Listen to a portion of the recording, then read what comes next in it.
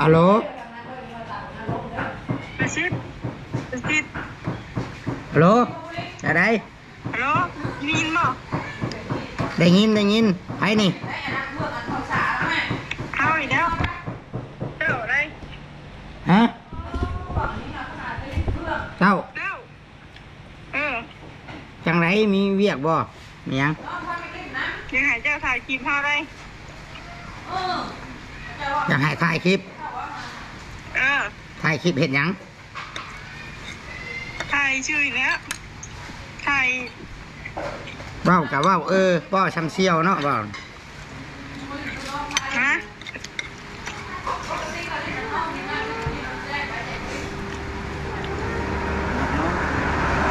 ถ่ายคลิปอะไรเห็นอะไรเห็นยังถ่ายคลิปเป็นยังถ่ายคลิปเท่าไปหาหมอว่ะอ้าวเจ้าก็ไปแล้วไปก็ได้อยู่ไปแล้วเฮียไปยัยช่วยได้แต่ให้ไผซอยพันยาซอยเลยเจ้าขี้คาด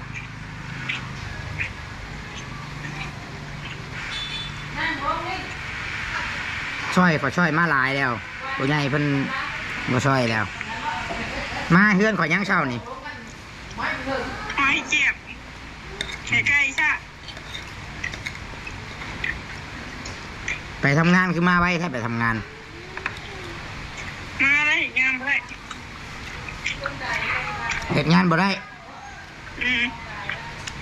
เหตุยังจะได้อยู่ใช่มีมากแต่เชียร์รบหยาบตรงไว้ไหนอยู่ละอะไรได้อยู่เนาะอยู่ไปซื่อๆน้ำให้น้ำหน้าได้อยู่เนาะแม่นบ่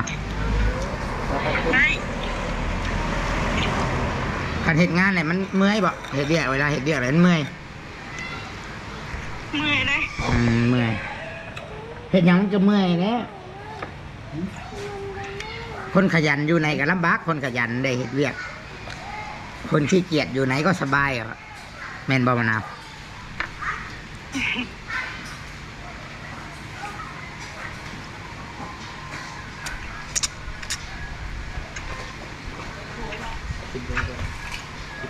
มาถ่ายสิเพราะว่าไอ้ก็เสียใจมาหลายเลยครับทุกเจ้าไอ้ตั้งมุกตั้งใจไว้หลายแต่ว่าทุกเจ้าประเทศให้ไอ้เสียใจเสียความรู้สึกผู้ใหญ่หลายคนมันก็เสียความรู้สึกตอนที่ชุมเจ้าได้ดีชุมเจ้ากะบ่จักชีวาจังใด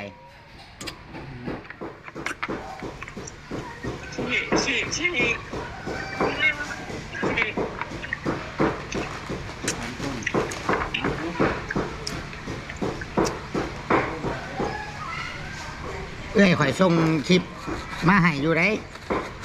โทรหากันเป็นอะไรมือน่ะฮะว่าไปเอายาคืนแมวเอาคืนยังเนาะคือว่ากันแห้งแท้คือว่าขึ้นมึงขึ้นกูใช่ฮะ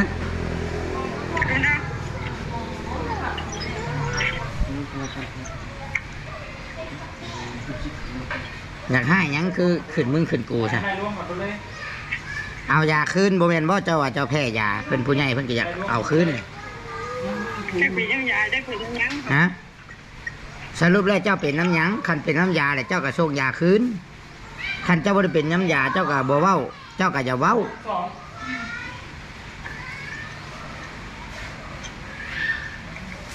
สรุปปัจจุบันนี้เจ้ายังว่าเป็นน้ำยาบ่หรือว่าเป็นน้ำยาบ่ได้เป็นน้ำยานะบ่ได้เป็นน้ำยาแต่ตอนนั้นอยากมาบ้านซื้อก็เลยว่าชอกยาชอกหยังเห็นบ่จะเป็นน้ำยังชักยาไปเลยมันเมื่อยตะกี้บ่เมื่อยเจ้าจะว่าปีนพุ่นปีนพี่ไปซีแล้วไข่กับบ่ทายเจ้าเลยบ่มีใครอยากทายเจ้าเลยตีขู่มือนี่คือว่าเห็นหลายช่องอยู่เพิ่นยาทายแล้วบ่ซะยาเดียวเนี่ยเป็นคือบ่ทายต่อ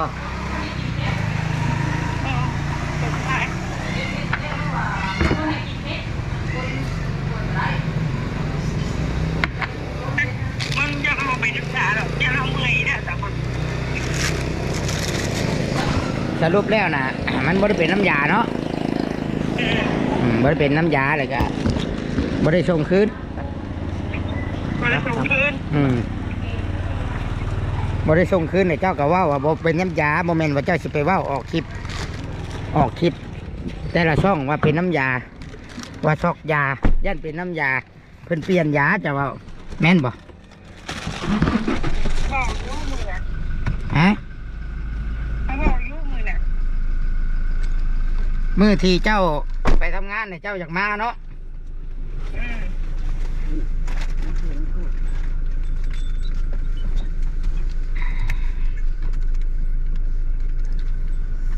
ทำเจอถ่ายโทรบอกเขาเด้อ จำนี่บ่ ทำเจอถ่ายโทรบอกเขาเด้อเถอะ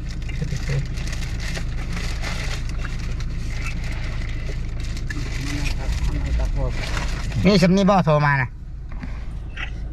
มีฉันนี่แล้ว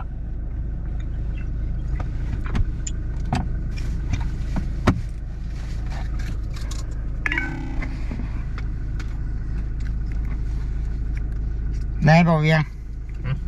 จังไหนได้ยินอยู่บ่ ยินอยู่คือว่านะมีแต่ว่าคิดเบื้องก่อนเพราะว่าโดดมาหลายแล้วนะเมื่อนั้นก็คือบ่าวเวียงก็ได้ฟัง บ่เวียงก็ได้พังเนาะ แมน แต่เฮาสิบ่เปิดคลิปยังบ่เปิดให้ทุกคนพังหรอกเนาะ แมนถือว่านักหน่วงนะ เพราะว่าคือว่าโทรมาใส่กับไอ้กึมเลยพี่น้องเอ้ยเนาะ แม่น ไอ้กึมส่งคลิปมาให้พังเอาเวียงก็ได้พังตุชิดก็ได้พัง แต่ว่าทางตุชิดกับตูเวียงหามเอื้อยไว้ว่าให้ใจเย็น เพราะว่าจักสิว่าจังใดเฮาก็บ่ได้อยากยุ่งอยากสอน้ำแดดคือเห็นนี่แหละพี่น้อง มื้อเช้านี่ก็ไปเฮือนข่อยแต่เช้าพุ่นแหละอาจจะขึ้นไปหาแม่ข่อยไปสอแล้วข่อยก็บอกอยู่ว่าบ่ให้ไปสอแม่ข่อย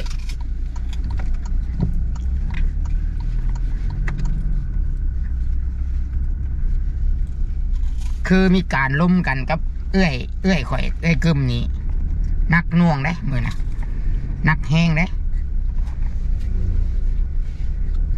ถึงขั้นขึ้นมึงขึ้นกูได้เนาะ แม่น ถึงขั้นขึ้นมึงขึ้นกูได้พี่น้องเลยผู้ปกครองเราเนี่ย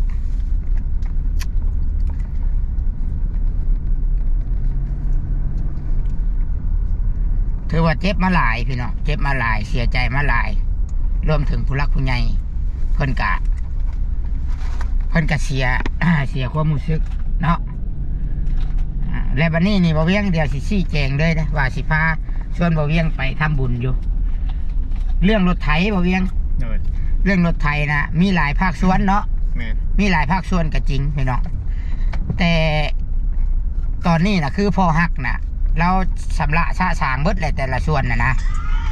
แต่ละส่วนนะเราสำระซะสางเบิดเกี่ยวกับรถไถก็คือว่ามีแต่เงินเล่าผู้เดียวนะตอนนี้นะมีแต่เงินพ่อฮักนะเหลือแต่เงินเล่าหันผู้เดียวและเหลือแต่ของพี่ญาพี่น้องของพี่ญานี่ยันมีFCหรือว่าภัยก็ตามที่ยังสงสัยว่าเอาบัตรของพี่ญา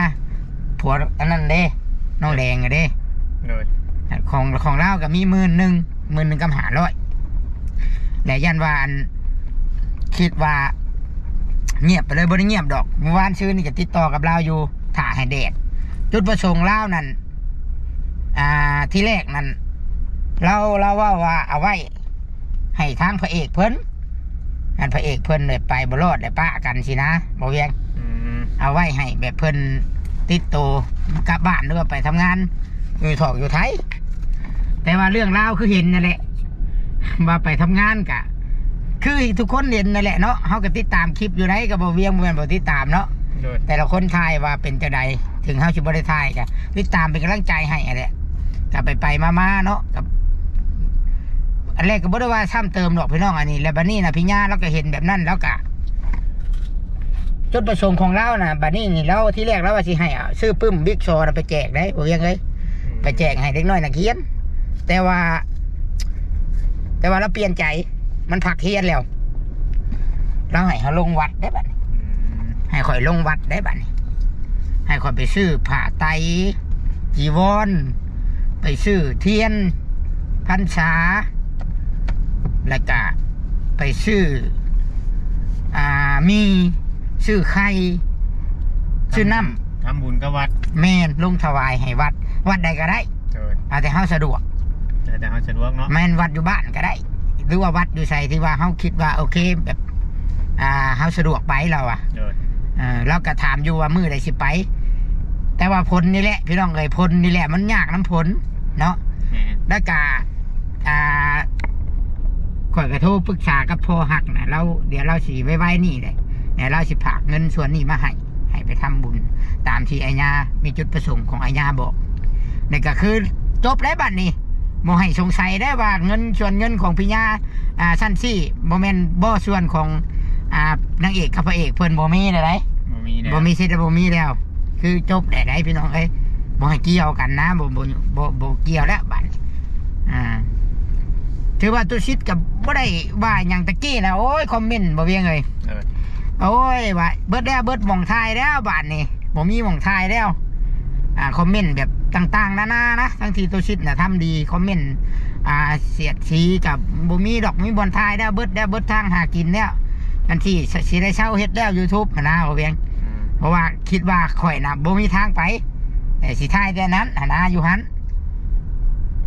ที่ผ่านมาน่ะบอกเลยว่าเฮาก็แค่อยากซอยได้พี่น้องตุชิดนี่แค่อยากซอยก็บ่เห็นว่าบ่มีไผทายกี่เนาะบ่เวียงเนาะแม่นมันจบแล้วมันเบิดแล้วกระแสนั่นแล้วข่อยนี่ได้เป็นคนปั้นเป็นคนแบบนำพาอยากให้พาเฮ็ดพาสร้างพาหาได้ทุกอย่างเลยดึงผู้รักผู้ใหญ่มาน่ะดึงพ่อหักแม่หักให้พิจารณาเบิ่งจนถึงขั้นแบบคิดเอาแต่ว่างานแต่งงานหนึ่งนี่มันไม่ได้น้อยได้พี่น้องก่อนสิจัดได้แม่นบอกว่าเวียงเงินคำนะเฮากะชุดถือว่าเต็มที่จน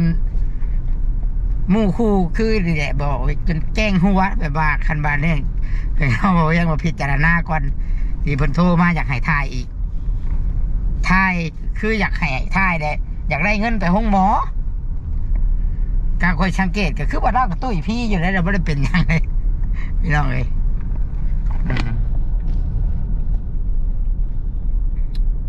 จังไรคือสิไปต่อมาได้หรือเนาะแม่น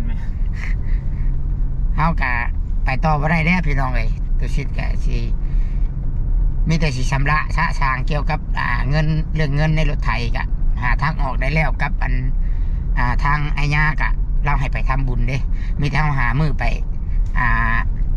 ถวายเลยเลือกเอาแบบวัดป่าวัดอย่างเนาะอยู่ทางนั้นได้หลายบ่เวียงทางลงไปสั่งแจ้งกระเบาปะแจ้งหาเลาะเบิ้งมาได้หาเลาะเบิ้งแต่มีอยู่วัดทางหน้าข่อยเคยบวชได้ประมาณ10 มื้อเคยอยู่พี่น้องแต่ชีอันนั้นอยู่แต่ว่าคือชี้แจงให้พังเนาะเป็นยังน่ะฮะอย่างหากบ่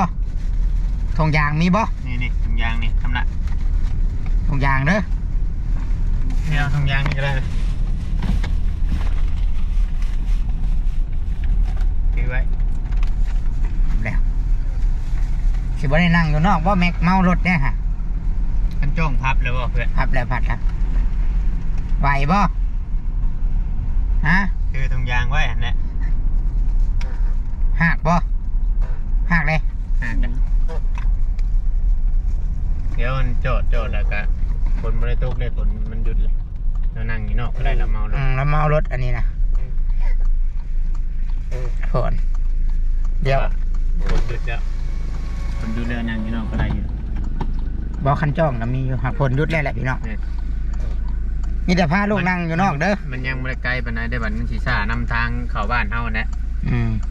นะ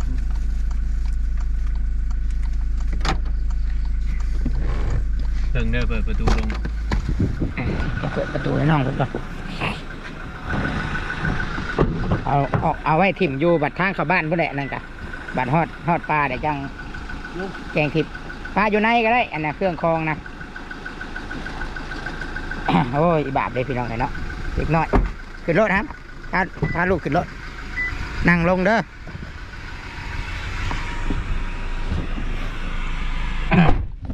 อีกก่อนอีกน้อยหนึงสิเบิดเลย มาเยอะปะ อีกประมาณ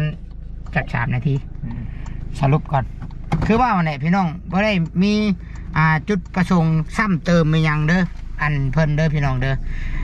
บ่ได้ว่าซ้ำเติมไปยังก็คือเห็นให้การกระทำทุกอย่างนะให้ทุกคนเห็นเองมันบ่เวียงว่าข่อยนี่เฮ็ดชำไรกระเบื่อข่อยเฮ็ดชำไรกับแต่ละคนเฮ็ดชำไรแล้วก็อันนี้ก็ข่อยบ่ได้ตัดสินเด้ FC เป็นคนตัดสินเองผู้ใหญ่ตัดสินเองในการเพิ่นสิช่วยหรือบ่ช่วยนะต่อให้ผู้อื่นทายเพิ่นก็ช่วยแม่นบ่ แม่น ผู้อื่นข่อยบ่ทายนี่เอาเบาเยี่ยงไปทายนี่คันว่าเป็นย้อนข่อยนี่ก็เพิ่นก็ช่วยคือเก่าผู้ใหญ่น่ะพี่น้องข่อยแฮงอยากให้เพิ่นช่วยเด้แฮงอยากให้ช่วยคันมีผู้ใดทายแต่ผู้ใหญ่ช่วยข่อยแฮงดีใจบ่ได้คิดว่าอีหยังเป็นกำลังใจให้คือเก่าบ่ซั่นซะเป็นกำลังใจให้คือเก่าแต่ว่าณปัจจุบันนะณปัจจุบันณตอนนี้นะถือว่าพ่อก่อนพี่น้องเนาะข่อยพ่อก่อนถือว่านับแต่ครอบครัวนับแต่หมู่เพื่อนอย่างที่เลยก็ไอ้กับพ่อฮักแม่ฮักนั่นแหละพ่อฮักแม่ฮักอยู่ทางเมืองนอกเมืองนาผู้ใดเพิ่นกะพิจารณาเบิ่งแล้วเพิ่นก็เป็นห่วงข่อยเนาะเป็นห่วงความรู้สึกแล้วก็ความรู้สึกของผู้รักผู้ใหญ่พี่น้องเอ๋ยเนาะก็คือให้ทุกคนเบิ่งเอาเองคิดเอาเองว่าเป็นย้อนหยังนะพี่น้องเป็นย้อนหยังเลยครับเป็นจังใดโอเคพี่น้องสำหรับคลิปนี้ก็ที่จบไว้สำนี้เด้อพี่น้องเด้อถือว่าก็เป็นกำลังใจให้เพิ่นคือเก่าพี่น้องเอ๋ยเนาะคือตัวชิดกับสิบมานี่แหละตามทางก็ถือว่าผู้ใดที่ว่าข่อยบ่มีบอลทายบอลหยังกะมันบ่อึดได้คนทุกคนยากเฮาสิซอยนะบ่อึดพี่น้องได้กะเฮาอยากซอยคนที่แบบอันนั้นกับเฮาเนาะบ่สิซะบ่ว่าออกไปกว่านี้ก็ดีกว่าเด้อพี่น้องเด้อโอเคพี่น้องขอให้ผู้ใดเข้ามาเบิ่งคลิปนี้ก็สุขภาพแข็งแรงพี่น้องเอ้ยเนาะถือว่าประมาณนี้ทุกคนสบายดีเด้อสบายดีพี่น้อง